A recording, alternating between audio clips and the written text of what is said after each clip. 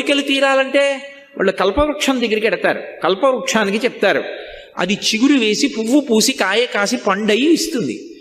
దరిద్రేభ్యో భద్రాం శ్రియమనిశమహ్నాయ దదతౌ. ఈ లోకంలో ఉన్న వాళ్ళకి ఆ బెంగ లేదు. అమ్మా అనొక్కసారి పిలిచి నమస్కారం చేస్తే చాలు, వెంటనే నేనున్నాను రా బిడ్డా అని అమ్మవారు కాపాడుతుంది.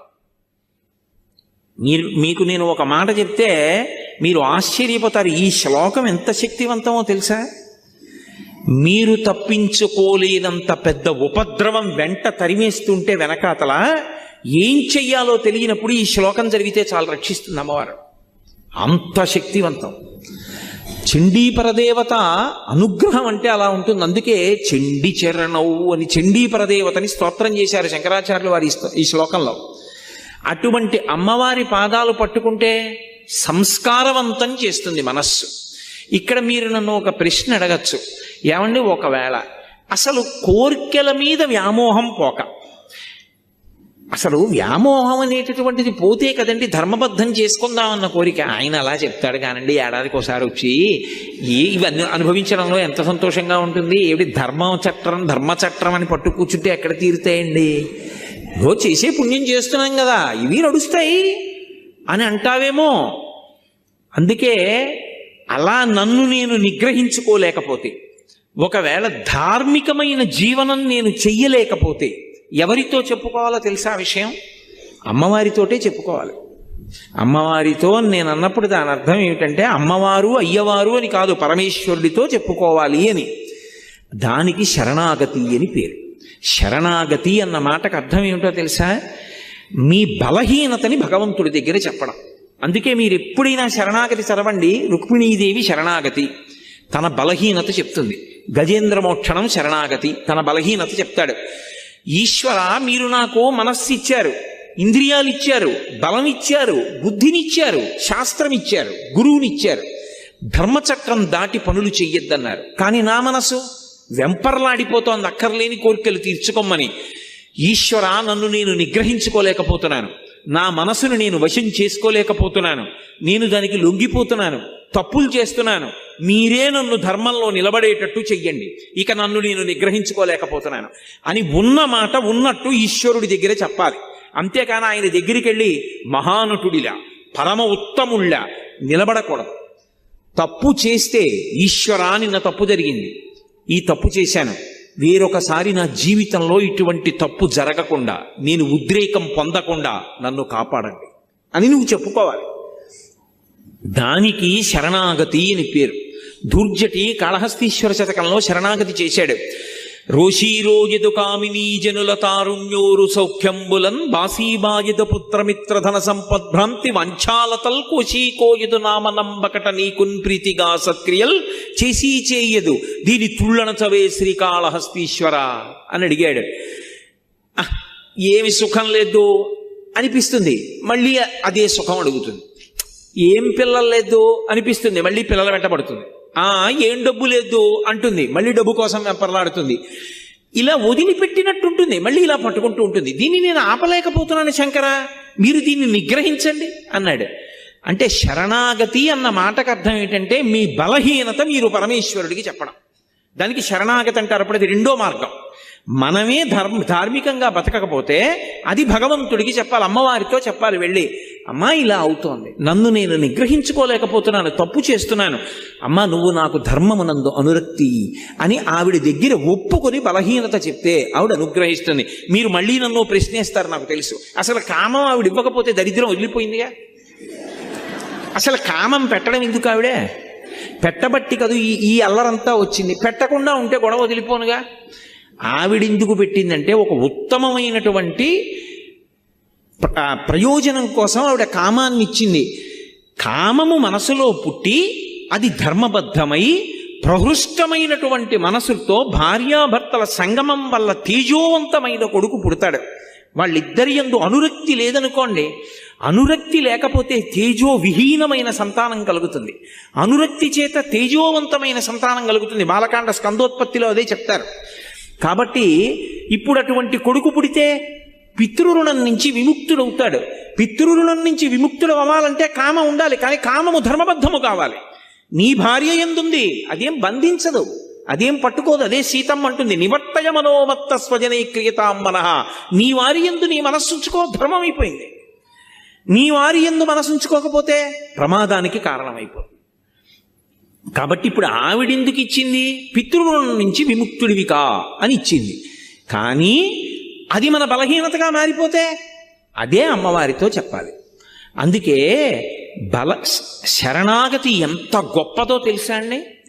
అసలు శరణాగతి నోటితో చెప్పడం కాదు, శరణాగతి త్రికరణ శుద్ధిగా చెయ్యగలిగితే, నయితి అంటూ జ్ఞాన మార్గంలో వెళ్ళినప్పుడు చిట్ట చివర ఏ లక్ష్యాన్ని చేరుతాడో, శరణాగతి మార్గంలో కూడా అదే ప్రయోజనానికి వెంటనే వెళ్ళిపోతాడు.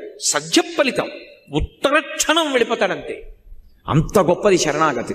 ఎందుచేత అంటే మీరు ఇక్కడ ఒక విషయాన్ని బాగా పసిగట్టవలసి ఉంటుంది. నేను ఉదాహరణ చెప్తే మీరు పట్టుకుంటారు. ఒక రాజుగారు యుద్ధం చేస్తున్నాడు, మత్తగజం మీద నిలబడి శత్రువులతో యుద్ధం చేస్తున్నాడు. పక్కన ఓ బంటు కనపడ్డాడు. వాడిని అన్నాడు యుద్ధం చేస్తూ, ఇవాళ రాత్రి 9 గంటలకు ఒకసారి నువ్వు నా శిబిరంలో కలు అన్నాడు. ఆ సైనికుడు అన్నాడు, నేను సామాన్యమైన సైనికుణ్ణి, రాత్రి సేనాధిపతులు వస్తారు, మండలాధికారులు వస్తారు, ప్రజల్ని అక్కడ రాజ్యం పరిపాలనలో ఉన్న ఉన్నతాధికారులు వస్తారు, మీ దగ్గర విషయాలు కనుక్కోవడానికి నిర్ణయానికి మంత్రులు వస్తారు. 9 గంటలకి నేను మిమ్మల్ని ఎలా కలవగలను? వాళ్ళందరూ వెళ్ళాక రావాలి, అప్పటికి తెల్లవారిపోవచ్చు, మీరు కాసేపు విశ్రాంతి తీసుకోవచ్చు. ఎలా కలుస్తాను సామాన్య సిపాయిని అన్నాడు. ఇది నీ దగ్గర ఉంచుకో. రాజు ఉంగరం విసిరాడు. వాడు చూశాడు ఇలా ఉంగరం వంక, అది రాజముద్ర, తన రాజు ఉంగరం కాదు, శత్రురాజు ఉంగరం. అది అడిగిపోయాడు. అయ్య బాబో, ఇదేవిడు శత్రురాజు ఉంగరం ఇచ్చారు నాకు అని. మాట్లాడకు. అది పట్టుకుని 9:15 ఎవరిని అడక్కు నా దగ్గరికి వస్తానని అలా దూరంగా తిరుగుతుండు, చాలు 9 అయ్యేటప్పటికి నిన్ను నా దగ్గరికి తీసుకొచ్చేస్తాను. 9:15 అయింది. శత్రురాజు ఉంగరం చేత్తో పట్టుకుని ఎవరిని అడగకుండా అలా దూరంగా చీకట్లో తిరుగుతున్నాడు. రాజుగారు అక్కడ పడుకున్నది, పహరా కాస్తున్న సైనికులు వచ్చి పట్టుకున్నారు. ఎందుకు తిరుగుతున్నారు నువ్వు ఇక్కడ అన్నాడు. ఆయన ఏం చెప్పొద్దన్నాడు రాజు. ఏమీ చెప్పలేదు. ఎందుకు తిరుగుతున్నాడు వీడిక్కడ, వీడికి అవసరం లేదే రాజుగారి శిబిరం దగ్గర. ఒళ్ళంతా వెదిగారు, శత్రురాజు ఉంగరం దొరికింది. ఇప్పుడు ముందు ఎవరు వాడిని తీసుకెడతాడో వాడికి పదోన్నతి వస్తుంది. అందుకని గబగబా ముందు రాజుగారి దగ్గరికి తీసుకెళ్లారు. మహారాజా, శత్రురాజు ఉంగరం ఉంది వీడి దగ్గర, తీసుకొచ్చాం. మహారాజు అన్నాడు, నేను మాట్లాడతాను, మీరు బయటికి వెళ్ళిపోండి అన్నాడు. అని ఒరే, నా ఉంగరం ఉన్నవాళ్ళు చాలా మంది ఉన్నారు బయట, శత్రురాజు ఉంగరం ఉంది కాబట్టి 9 అయ్యేప్పటికీ నా దగ్గరికి వచ్చేసావు. చూసావా, అది శత్రురాజు ఉంగరం అని తెలిస్తే చాలు, నీకు పనికొచ్చింది. ఇది నన్ను పాడు చేస్తోంది, ధర్మబద్ధము కావట్లేదు, అందుకని నేను పాడైపోతున్నానని నువ్వు గుర్తుపట్టగలిగితే చాలు. అమ్మవారికి ఆ మాట త్రికరణ శుద్ధిగా చెప్తే చాలు, అమ్మవారు జోక్యం చేసుకుని తన దగ్గరికి తీసుకెళ్తుంది, రక్షించేస్తుంది. కానీ నోటితో ఉత్తినే వెళ్ళి నేను ఆయన చెప్పమన్నాడమ్మా అందుకు చెప్తున్నాను అని చెప్తే కాదు, త్రికరణ శుద్ధిగా నేను ధార్మికంగా బ్రతకలేకపోతున్నాను, సాధన చేయలేకపోతున్నాను, కనీసం ఒక్కొక్కటైనా విడిచిపెట్టలేకపోతున్నాను, చిన్నవి కూడా విడిచిపెట్టలేకపోతున్నాను, ఎప్పుడూ ప్రలోభాలే లేదు, పరమేశ్వరుడు జోక్యం చేసుకుంటే తప్ప నా జీవితం చక్కబడదు అని నువ్వు భగవంతుడికి చెప్తే దాన్ని శరణాగతి అంటారు. అందుకే కలియుగంలో భగవంతుడు 2 ప్రధాన సాధనములు ఇచ్చాడు కలి నుండి తప్పుకోవడానికి. ఒకటి, సంస్కారవంతమైన పుణ్యమునందు అనువృత్తమైనటువంటి మనస్సుని సాధన చేత ఏర్పాటు చేసుకోవడం. రెండవది, అలా లేనప్పుడు శరణాగతి చెయ్యడం. శరణాగతి ఉత్తర క్షణంలో ఈశ్వరుడు వచ్చేసేటట్టు చేస్తుంది. రుక్మిణీదేవి అగ్నిజ్యోతనుడికి ఇచ్చి లేఖ పంపించింది. లేఖ పంపించి, ఘనుల ఆత్మీయతమో నివృత్తి కొరకై గౌరీశు మర్యాద యవ్వని పాదంబుజతో యమందుములుగన్ వంచింతురో అట్టి నీ అనుకంపన్ విలసింపని ని వ్రతచర్యన్ 100 జన్మంబులన్ నిన్నే చింతించుచు ప్రాణములు విడచదన్ నిక్కంబు ప్రాణేశ్వర శ్రీయుతమూర్తి ఓ పురుష సింహము పాలి సొమ్ము గోమాయువు కోరు చందమున ఈ దురాత్ముడు చైత్యుడు నీ పదాంబుజ ధ్యాయనైన నన్ను వడిదా కొనిపోయదనంచునున్నవాడు ఎరుగడు అద్భుతమైన భవత్ప్రతాపమున్ అని ఆ తల్లి నువ్వు వెంటనే వచ్చి నన్ను రక్షించాలండి. చదివాడంతే లేఖ, శరణాగతి, ఇదిగో వస్తున్నానన్నాడు. వెనక్కెళ్ళి అన్నయ్యకి కూడా చెప్పలేదు. రథం ఎక్కేశాడు. వచ్చెద విదర్భ భూమికి చొచ్చెద భీష్మకు నిపురము సొరుచిరలీలం తెచ్చెద బాలన్ వేల్మిడి వచ్చెద అడ్డంబురిపులు వచ్చిన బోరన్ అన్నాడు. గబగబా బయలుదేరి వచ్చేశాడంతే. శరణాగతి ఉత్తర క్షణం ప్రయోజనాన్ని ఇచ్చేస్తుంది. ఒకటి సాధనన్నా చెయ్యాలి. అంటే సాధన ఎందు ఒడుదుడుకులుంటాయి. మనసు వెంటనే మాట వినదు. అది వింటలేదని దానితో ఘర్షణ పడకుండా మెల్లమెల్లగా ఒక్కొక్కటైనా దుర్గుణములు విడిచిపెట్టే ప్రయత్నం చెయ్యాలి. అసలు నేను ఏమీ చేయలేకపోతున్నాను అనుకుంటే ఆ విషయం భగవంతుడికి చెప్పాలి. అది శరణాగతి. ఇప్పుడు సంసాధన అన్న మాటకు అర్థం ఏమిటంటే మనసుని సంస్కారవంతం చేసుకోవడం. మీకు నేను ఇందాక చెప్పా పునర్జన్మ దాని మీదే ఆధారపడుతుంది అని. అదే ఓ రామాయణం గురించో భాగవతం గురించో భారతం గురించో మహాత్ములైనటువంటి గురువుల గురించో ఆలోచిస్తూ వెళ్ళిపోయాడు అనుకోండి, ఉత్తర జన్మలో మళ్ళీ గొప్ప విద్వాంసుడై పుడతాడు. తండ్రి దగ్గర చక్కగా అభ్యాసం చేసి అనుష్ఠానం చేసి పరమేశ్వరుడు యందు చేరుతాడు. మంచి జన్మ రావాలంటే మనసు సంస్కారవంతము కావాలి. సంస్కారము మనసుకి కలగాలంటే 5 ఇంద్రియముల గుండా లోపలికి మీరేం తీసుకుంటున్నారన్న దాన్ని బట్టి మనసు సంస్కారం పొందుతుంది. నేను చాలా గంభీరమైన విషయాన్ని ప్రస్తావిస్తున్నాను, మీరు చాలా జాగ్రత్తగా పట్టుకోవాల్సి ఉంటుంది దీన్ని. నేను ఒక మొక్క వేశాను అనుకోండి, ఆ మొక్క బ్రతకాలి అంటే అబ్బా దొరక్క దొరికిందండి మొక్క, నాకు దాని మీద ఎంత ప్రేమో అని తీసుకొచ్చి మా పడగదిలో పెట్టాను అనుకోండి, దానికి వెలుతురు ఎక్కడి నుంచి వస్తుంది? 2 రోజులు చచ్చిపోతుంది. అది దాని మీద నాకు ప్రేమ ఉండి అది వర్ధిల్లాలంటే దానికి నీళ్లు పొయ్యాలి, సూర్యరశ్మి తగలాలి, మేకలు తినేయకూడదు, చీడ పట్టకూడదు, పురుగులు పట్టకూడదు, కాపాడుకోవాలా వద్దా? అప్పుడైనా అది పెద్ద చెట్టు అవుతుంది. అలాగే అసలు మనస్సు సంస్కారవంతము కావాలనుకోండి, మనస్సులోకి మనసుని ప్రభావితం చేసేవి ఏవి వెడుతున్నాయి అన్నది ప్రధానం. ఇది సాధన. నీకిచ్చిన జ్ఞానేంద్రియములు 5 గుండా లోపలికి వెడుతుంటాయి విషయములు, అవి ప్రభావితం చేస్తాయి మనసుని. నేను కంటితో ఏది చూస్తున్నానో మనసు దాన్ని పట్టుకుంటుంది. అందుకే ధ్యానంలో దీపం వంక చూడండి అంటారు. దేన్ని పట్టుకోవడమైనా కష్టమేమో కానీ దీపం వంక అలా చూశాననుకోండి, ఒక్క క్షణం దీపశిఖ ఇలా వెలుగుతూ ఉంటుంది. కళ్ళు మూసుకున్నాను అనుకోండి, కళ్ళ ముందు కదులుతూ దీపశిఖ కనపడుతుంది. నేను ఏది చూస్తున్నానో అది నా మనసుని ప్రభావితం చేస్తుంది. నేను మీకు ఒక ఉదాహరణ చెప్తాను. నేను అలా నడిచి వెళ్ళిపోతున్నాను, ఒక వ్యక్తి తీవ్రమైన వేగంతో కారులో వెళ్ళిపోతున్నాడు. ఓ కుక్క పిల్ల పరిగెట్టింది. ఆ కుక్క పిల్ల అలా పరిగెత్తింది, నేను వెనక్కున్నాను. కుక్క పిల్ల కారు కింద పడిపోయిందేమో, ఒక్క క్షణంలో నేను నిత్తుటి ముద్ద చూస్తానేమో. ఇప్పుడు నా మనసు స్వస్థతగా ప్రశాంతంగా ఉంటుందా? ఏదో ఒకటి కనపడే వరకు ఉద్విగ్నతకి లోనైపోతుంది. అబ్బా ఏమవుతుందో, అంత వేగంగా వెళ్ళిపోయాడు అని. అలా వెళ్ళిపోయిన తర్వాత కుక్క పిల్ల అలా భయంతో ఉండిపోయి కారు చక్రాలు అలా వెళ్ళిపోయి అది బతికిపోయి కుయ్యి కుయ్యి కుయ్యి కుయ్యి అందనుకోండి, అమ్మా బతికిందిరా బాబు, ఇది చచ్చిపోవడం చూస్తే నిజంగా ఇవాళ నా మనసు వికలమైపోయి ఉండేది అనుకుని ఈ దిక్కుమాలిన కుక్కపిల్ల ఇలాగే తిరుగుతుందో ఏమిటో అని గబుక్కుని పట్టుకుని తీసుకెళ్ళి మళ్ళీ ఎక్కడో పెట్టేసి మీరు వెళ్ళిపోరా? అయినా మీ మనసు మీద అది ఒక 10 నిమిషాలు ప్రభావం చూపిస్తుంది. అది ఏమైనా అయిపోయి ఉండుంటే అని.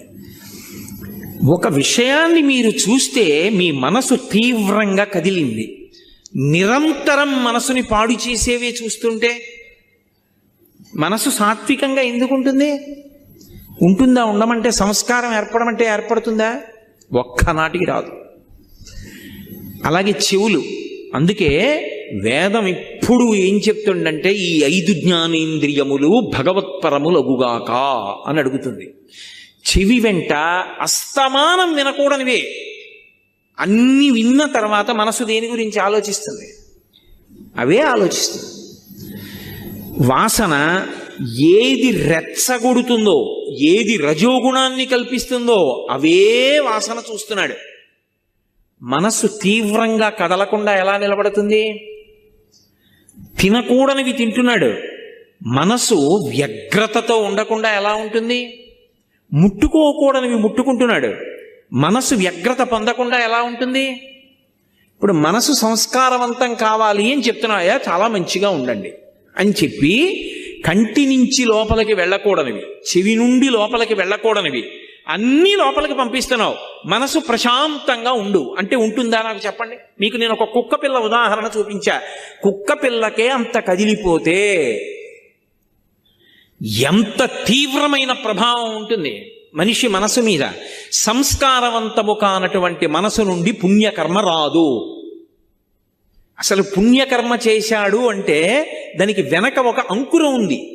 అంకురానికి ముందు విత్తనం ఉంది. బీజస్యాం తరివంకురో జగదిదం ప్రాంగ్ నిర్వికల్పం పునః మాయా కల్పిత దేశ కాల కలన వైచిత్ర చిత్రీకృతం అంటారు శంకరాచార్యులు వారు దక్షిణామూర్తి స్తోత్రంలో. అసలు విత్తనం ఉంటే కదా అంకురం రావడం, అంకురం వస్తే కదా చెట్టు అవ్వడం, అసలు సంస్కారం ఉంటే కదా మంచి ఆలోచన రావడం. సంస్కారం మనసులో లేదనుకోండి, అది పైశాచికానందాన్ని పొందడం మొదలు పెడుతుంది. ఎవడో బాధపడుతుంటే వీడు సంతోషిస్తూ ఉంటాడు. మంచి పని చేద్దాం, మంచి పని చేద్దాం, ఎవరికన్నా ఉపయోగపడదాం, ఎవరైనా సంతోషపడితే మనం చూద్దాం అన్న ఆనందం ఒకటి మనసులోంచి ఉద్భుతము కావాలి అంటే ఏది ముందు లోపలికి వెళ్ళాలి? మంచి విషయాలు లోపలికి వెళ్ళాలి. మంచి విషయాలు లోపలికి వెళ్ళాయి అనుకోండి, మంచి సంస్కారం ఏర్పడుతుంది. మహాత్మా గాంధీ గారు రైలు పెట్టే చివరి నిలబడ్డారు, రైలు వెళ్ళిపోతుంది. అకస్మాత్తుగా ఆయన చెప్పు జారిపోయింది ఒక కాల్ది. వెంటనే రెండో చెప్పు వదిలేశారు. పక్కనున్నవాడు అన్నాడు, అది రెండో చెప్పు వదిలేశారు ఎందుకన్నాడు. ఆయన అన్నారు, ఒక చెప్పు ఉంటే నాకెందుకు ఉపయోగపడుతుంది, రెండూ వదిలేస్తే దొరికిన వాడికి ఉపయోగపడతాయి, అందుకే వదిలేశాను. అంత ఉత్తరక్షణ నిర్ణయం ఎలా చేశారు అంటే మనసు సంస్కార భూయిష్టం. అందుకే చిట్ట చివర తుపాకీ పెట్టి గుండు కాలిస్తే హే రామ్ హే రామ్ హే రామ్ అన్నారంటే ఎలా వస్తుంది ఆ మాట? ఇన్ని కోట్ల మంది వెళ్ళిపోతున్నారు. భీష్మాచార్యుల వారికి స్వచ్ఛంద మరణం ఉంది కాబట్టి విష్ణు సహస్రం చెప్పారు. దశరథ మహారాజు గారికి రాముడి మీద పుత్రవ్యామోహం ఉంది కాబట్టి రామా అన్నాడు. సామాన్యుడు గాంధీ గారు హే రామ్ అంటూ వెళ్ళిపోయారంటే ఎంత సంస్కారవంతమైన పుణ్యపురుషుడయ్యి ఉండాలి. అటువంటి వారు మనకి జాతిపిత కావడం మనం ఎంత గర్వించదగ్గ విషయం. కాబట్టి సంస్కారం అన్నది మనసుని పట్టుకోవాలి అంటే నువ్వు ఏమిచ్చి పెంచుతున్నావు, దీన్ని ఎలా పెంచుతున్నావో మనసుని కూడా లోపల ఏమిచ్చి సంస్కారవంతం చేస్తున్నావు. మీ ఇంటికి వస్తే రామాయణం 6 కాండలు కనపడతాయా? భాగవతం 12 స్కంధాలు ఉంటాయా? భారతం 18 పర్వాలు ఉంటాయా? నువ్వు చదవకపోతే నువ్వు పువ్వు వేసి నమస్కారం పెడతావా? ఇలా చుట్టూ కళ్ళు తిప్పితే భగవన్మూర్తులు కనపడతాయా? మీ ఇంట్లో మాట్లాడుకునే మాటలు భగవత్ సంబంధమైనవి పెద్దవాళ్ల గురించి ఉంటాయా? నువ్వు ఎప్పుడైనా మంచి విషయాలు చదువుతూ ఉంటావా? అవి చదువుతుంటే సంస్కారవంతమైన మనసు ఏర్పడుతుంది. నేను కూడా పుణ్యకర్మ చెయ్యాలి. పుణ్యకర్మ అంటే ఒకరికి సేవ చెయ్యాలన్న సంతోషం. నిన్ననే చాతుర్మాస్యం పూర్తి చేసి చెన్నై వచ్చినటువంటి కామకోటి పీఠాధిపతులు శంకర విజయేంద్ర సరస్వతి స్వామి వారు సేవ 2 అక్షరాలు చిన్నది కావచ్చు, చేయడానికి పెద్ద మనస్సు ఉండాలన్నారు. ఎందుకని? మీరు చూడండి, లోకంలో నేను వీరికి సేవ చేశానంటాడు.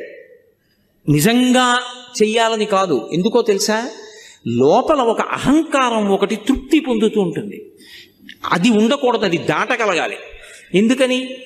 ఆయనకి లేదు, నాకుంది, నేను ఇస్తున్నాను ఆయనకి అన్నాను అనుకోండి, ఇప్పుడు అందులో ఒక చిన్న గర్వం ఒకటి ఉంటుంది. వాడికి లేదు, నాకుంది, నేను ఇస్తున్నాను.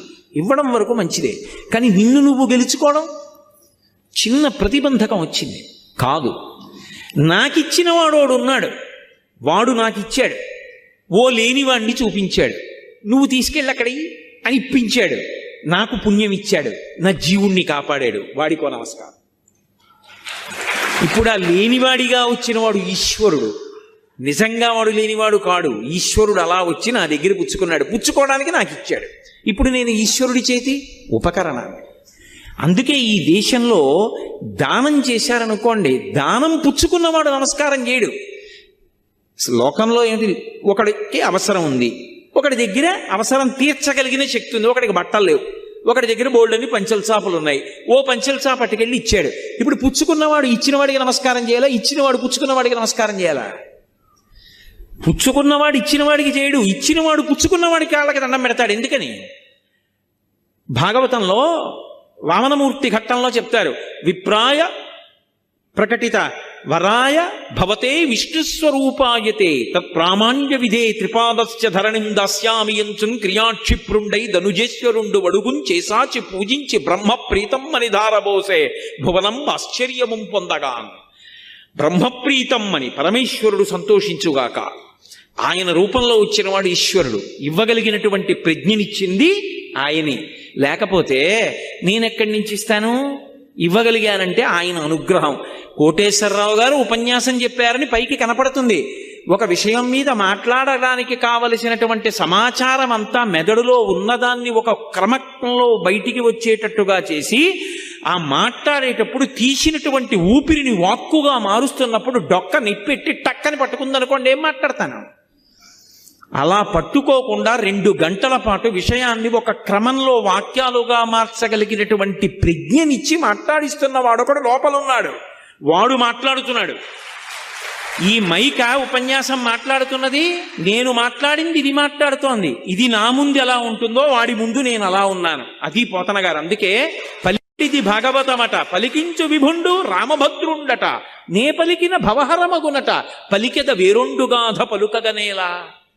నేనా పలుకుతున్నది, రామచంద్రమూర్తి నా చేత పలికిస్తున్నారన్నారు మహానుభావుడు. ఇది సనాతన ధర్మంలో సేవ. మీరందుకే ఎప్పుడైనా ఒక విషయం గమనించండి, సేవ అన్నది మొదట ఎవరి దగ్గర ప్రారంభం అవుతుందంటే భగవంతుడి దగ్గరే ప్రారంభం అవుతుంది.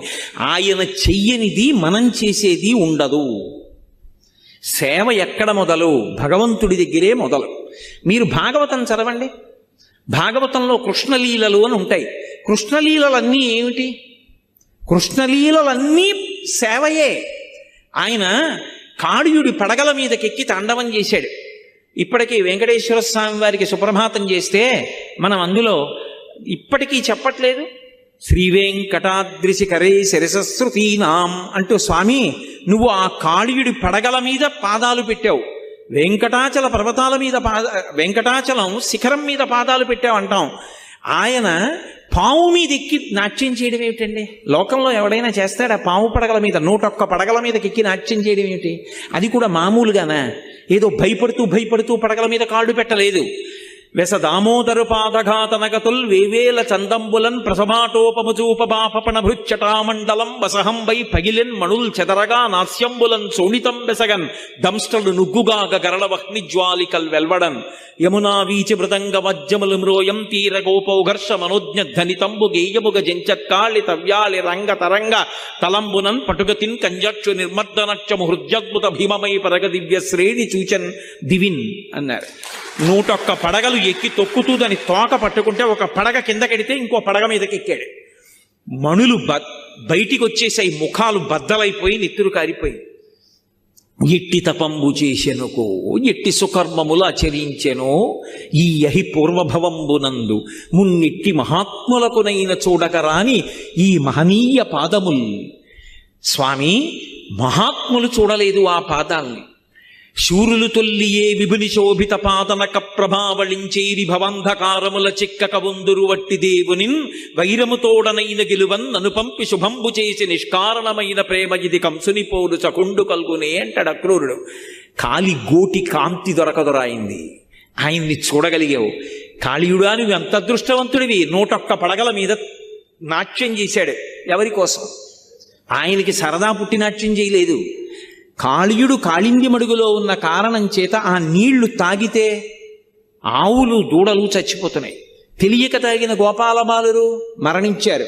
వాళ్ళని బ్రతికించాడు. కాళీయుడు అక్కడ ఉండకుండా వెళ్ళిపోవాలి అంటే పడగల మీద తాండవం చేశాడు. పరమ సంతోషంగా, పరమ ఆనందంగా నవ్వుతూ. ఎవరి కోసం అది? ఆయన కోసం కాదు, గోపాలబాలుర కోసం, నోరు లేని ఆవుల కోసం, నోరు లేని దూడల కోసం. కోరికలు తీరాలంటే వాళ్ళు కల్పవృక్షం దగ్గరికి ఎడతారు. కల్పవృక్షానికి చెప్తారు, అది చిగురు వేసి పువ్వు పూసి కాయ కాసి పండయి ఇస్తుంది. దరిద్రేభ్యో భద్రాం శ్రియమనిశమ నాయదతౌ. ఈ లోకంలో ఉన్న వాళ్ళకి ఆ బెంగ లేదు. అమ్మా అనొక్కసారి పిలిచి నమస్కారం చేస్తే చాలు, వెంటనే నేనున్నాను రా బిడ్డా అని అమ్మవారు కాపాడుతుంది.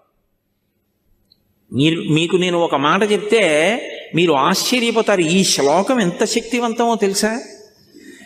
మీరు తప్పించుకోలేనంత పెద్ద ఉపద్రవం వెంట తరిమేస్తుంటే వెనకాతల ఏం చెయ్యాలో తెలియనప్పుడు ఈ శ్లోకం జరిగితే చాలా రక్షిస్తుంది అమ్మవారు. అంత శక్తివంతం. చండీపరదేవత అనుగ్రహం అంటే అలా ఉంటుంది. అందుకే చండి చరణవు అని చండీపరదేవతని స్తోత్రం చేశారు శంకరాచార్యులు వారి ఈ శ్లోకంలో. అటువంటి అమ్మవారి పాదాలు పట్టుకుంటే సంస్కారవంతం చేస్తుంది మనస్సు.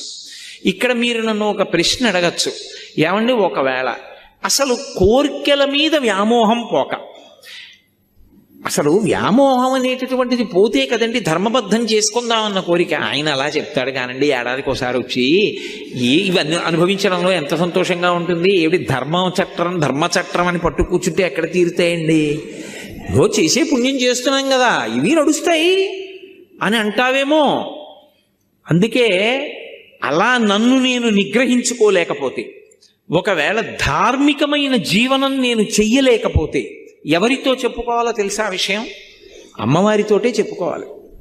అమ్మవారితో నేను అన్నప్పుడు దాని అర్థం ఏమిటంటే అమ్మవారు అయ్యవారు అని కాదు, పరమేశ్వరుడితో చెప్పుకోవాలి అని. దానికి శరణాగతి అని పేరు. శరణాగతి అన్న మాటకు అర్థం ఏమిటో తెలుసా? మీ బలహీనతని భగవంతుడి దగ్గర చెప్పడం. అందుకే మీరు ఎప్పుడైనా శరణాగతి చదవండి. రుక్మిణీదేవి శరణాగతి తన బలహీనత చెప్తుంది. గజేంద్ర మోక్షణం శరణాగతి తన బలహీనత చెప్తాడు.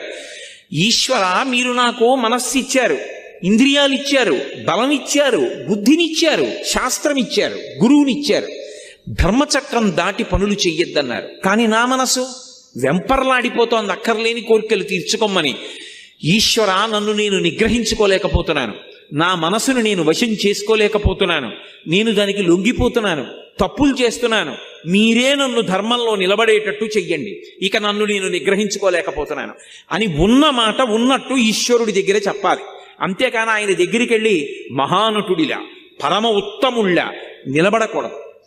తప్పు చేస్తే ఈశ్వరా నిన్న తప్పు జరిగింది, ఈ తప్పు చేశాను, వేరొకసారి నా జీవితంలో ఇటువంటి తప్పు జరగకుండా, నేను ఉద్రేకం పొందకుండా నన్ను కాపాడండి అని నువ్వు చెప్పుకోవాలి. దానికి శరణాగతి అని పేరు. దుర్జటి కాళహస్తీశ్వర శతకంలో శరణాగతి చేశాడు. రోషీరోయదు కామినీ జనుల తారుణ్యోరు సౌఖ్యంబులన్ బాసీబాయదు పుత్రమిత్రధన సంపద్భ్రాంతి వంచాలతల్ కోశీకోయదు నామనంబకట నీకున్ ప్రీతిగా సత్క్రియల్ చేసీ చేయదు దీని తుళ్ళనచవే శ్రీకాళహస్తీశ్వర అని అడిగాడు.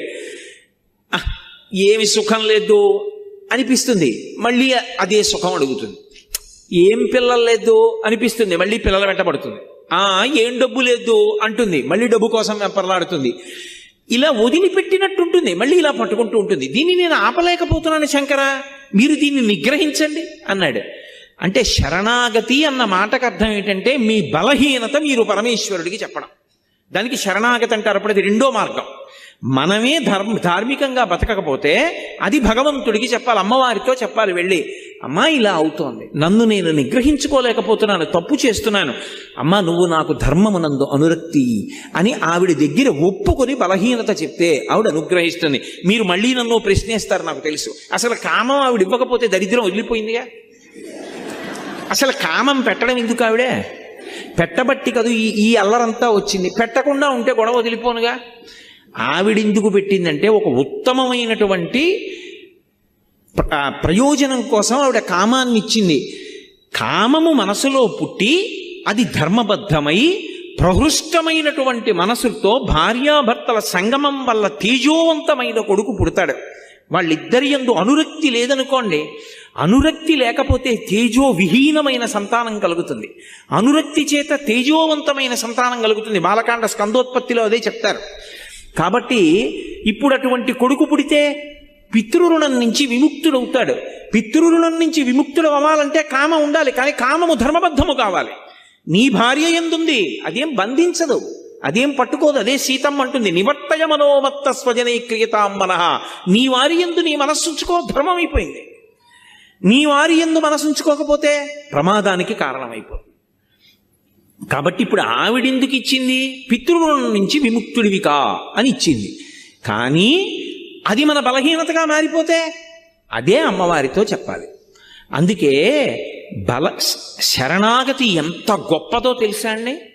అసలు శరణాగతి శరణాగతి నోటితో చెప్పడం కాదు, శరణాగతి త్రికరణ శుద్ధిగా చెయ్యగలిగితే నయితి నయితి నయితి నయితి అంటూ జ్ఞాన మార్గంలో వెళ్ళినప్పుడు చిట్ట చివర ఏ లక్ష్యాన్ని చేరుతాడో, శరణాగతి మార్గంలో కూడా అదే ప్రయోజనానికి వెంటనే వెళ్ళిపోతాడు. సజ్జ ఫలితం, ఉత్తరక్షణం వెళ్ళిపోతాడంతే. అంత గొప్పది శరణాగతి. ఎందుచేత అంటే మీరు ఇక్కడ ఒక విషయాన్ని బాగా పసిగట్టవలసి ఉంటుంది. నేను ఉదాహరణ చెప్తే మీరు పట్టుకుంటారు. ఒక రాజుగారు యుద్ధం చేస్తున్నాడు, మత్తగజం మీద నిలబడి శత్రువులతో యుద్ధం చేస్తున్నాడు. పక్కన ఓ బంటు కనపడ్డాడు. వాణ్ణి అన్నాడు యుద్ధం చేస్తూ, ఇవాళ రాత్రి 9 గంటలకు ఒకసారి నువ్వు నా శిబిరంలో కలు అన్నాడు. ఆ సైనికుడు అన్నాడు, నేను సామాన్యమైన సైనికుణ్ణి, రాత్రి సేనాధిపతులు వస్తారు, మండలాధికారులు వస్తారు, ప్రజల్ని అక్కడ రాజ్యం పరిపాలనలో ఉన్న ఉన్నతాధికారులు వస్తారు, మీ దగ్గర విషయాలు కనుక్కోవడానికి నిర్ణయానికి మంత్రులు వస్తారు. 9 గంటలకి నేను మిమ్మల్ని ఎలా కలవగలను? వాళ్ళందరూ వెళ్ళాక రావాలి, అప్పటికి తెల్లవారిపోవచ్చు, మీరు కాసేపు విశ్రాంతి తీసుకోవచ్చు. ఎలా కలుస్తాను సామాన్య సిపాయిని అన్నాడు. ఇది నీ దగ్గర ఉంచుకో. రాజు ఉంగరం విసిరాడు. వాడు చూశాడు ఇలా ఉంగరం వంక, అది రాజముద్ర, తన రాజు ఉంగరం కాదు, శత్రురాజు ఉంగరం. అది అడిగిపోయాడు. అయ్య బాబోయ్, దేవుడు శత్రురాజు ఉంగరం ఇచ్చారు నాకు అని. మాట్లాడకు. అది పట్టుకుని 9:15కి ఎవరిని అడక్కు నా దగ్గరికి వస్తానని అలా దూరంగా తిరుగుతుండు చాలు. 9 అయ్యేటప్పటికి నిన్ను నా దగ్గరికి తీసుకొచ్చేస్తారు. 9:15 అయింది. శత్రురాజు ఉంగరం చేత్తో పట్టుకుని ఎవరిని అడగకుండా అలా దూరంగా చీకట్లో తిరుగుతున్నాడు. రాజుగారు అక్కడ పడుకున్నది. పహరా కాస్తున్న సైనికులు వచ్చి పట్టుకున్నారు. ఎందుకు తిరుగుతున్నారు అని ఇక్కడ అన్నాడు. ఆయన ఏం చెప్పొద్దన్నాడు రాజు. ఏమీ చెప్పలేదు. ఎందుకు తిరుగుతున్నాడు వీడిక్కడ? వీడికి అవసరం లేదే రాజుగారి శిబిరం దగ్గర. ఒళ్ళంతా వెదిగారు. శత్రురాజు ఉంగరం దొరికింది.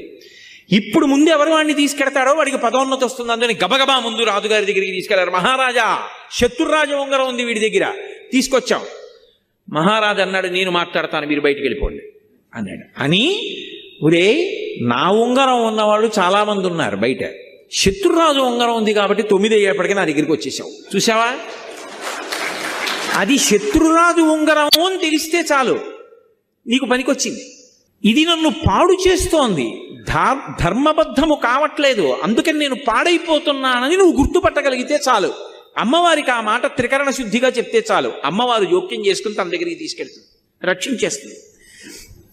కానీ నోటితో ఉత్తినే వెళ్ళి నేను ఆయన చెప్పమన్నాడమ్మా అందుకు చెప్తున్నాను అని చెప్తే కాదు, త్రికరణ శుద్ధిగా నేను ధార్మికంగా బ్రతకలేకపోతున్నాను, సాధన చేయలేకపోతున్నాను, కనీసం ఒక్కొక్కటైనా విడిచిపెట్టలేకపోతున్నాను, చిన్న చిన్నవి కూడా విడిచిపెట్టలేకపోతున్నాను, ఎప్పుడూ ప్రలోభాలే లేదు, పరమేశ్వరుడు జోక్యం చేసుకుంటే తప్ప నా జీవితం చక్కబడదు అని నువ్వు భగవంతుడికి చెప్తే దాన్ని శరణాగతి అంటారు.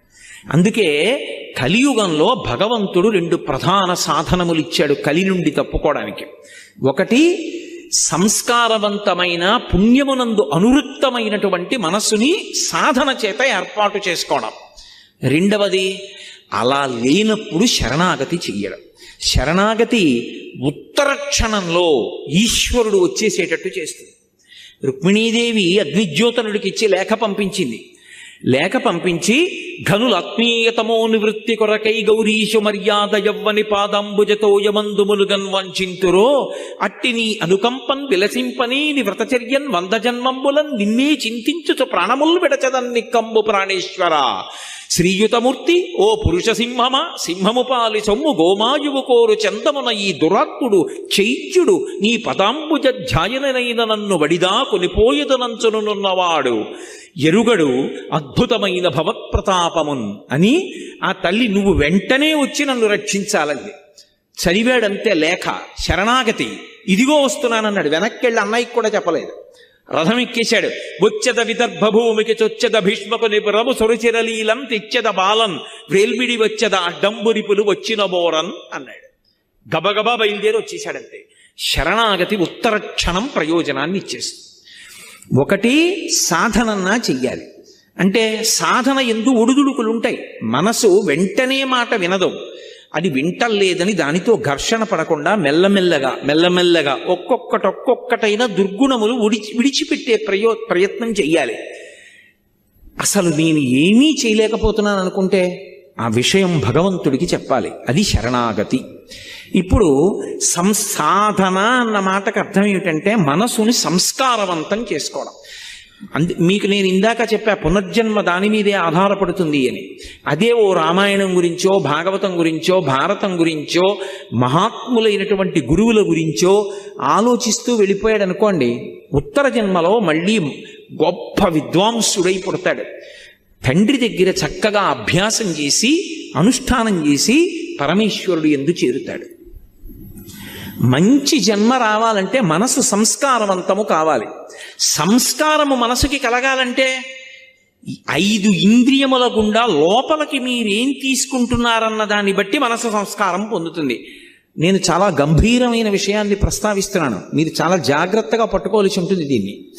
నేను ఒక మొక్క వేశాను అనుకోండి, ఆ మొక్క బ్రతకాలి అంటే అబ్బా దొరక్క దొరికిందండి మొక్క, నాకు దాని మీద ఎంత ప్రేమో అని తీసుకొచ్చి మా పడగదిలో పెట్టాను అనుకోండి, దానికి వెలుతురు ఎక్కడి నుంచి వస్తుంది, 2 రోజులు చచ్చిపోతుంది. అది దాని మీద నాకు ప్రేమ ఉండి అది వర్ధిల్లాలంటే దానికి నీళ్లు పొయ్యాలి, సూర్యరశ్మి తగలాలి, మేకలు తినేయకూడదు, చీడ పట్టకూడదు, పురుగులు పట్టకూడదు, కాపాడుకోవాలా వద్దా? అప్పుడైనా అది పెద్ద చెట్టు అవుతుంది. అలాగే అసలు మనస్సు సంస్కారవంతము కావాలనుకోండి, మనస్సులోకి మనసుని ప్రభావితం చేసేవి ఏవి వెడుతున్నాయి అన్నది ప్రధానం. ఇది సాధన.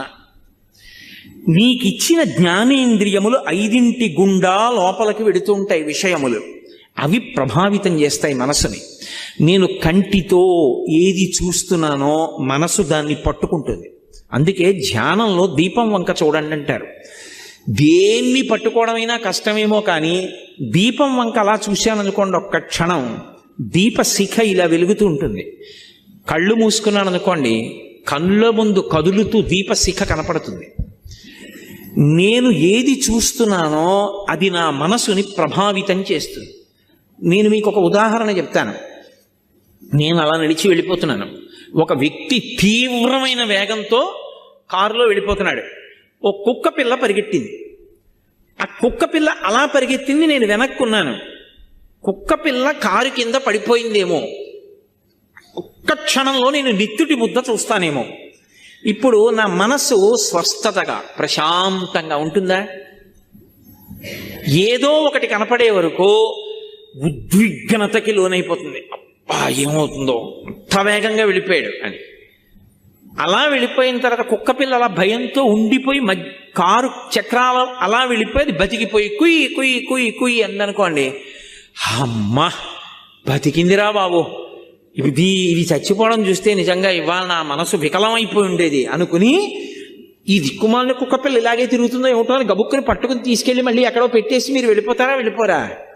అయినా మీ మనసు మీద అది ఒక 10 నిమిషాలు ప్రభావం చూపిస్తుంది. అది ఏమైనా అయిపోయి ఉండుంటే అని. ఒక విషయాన్ని మీరు చూస్తే మీ మనసు తీవ్రంగా కదిలింది.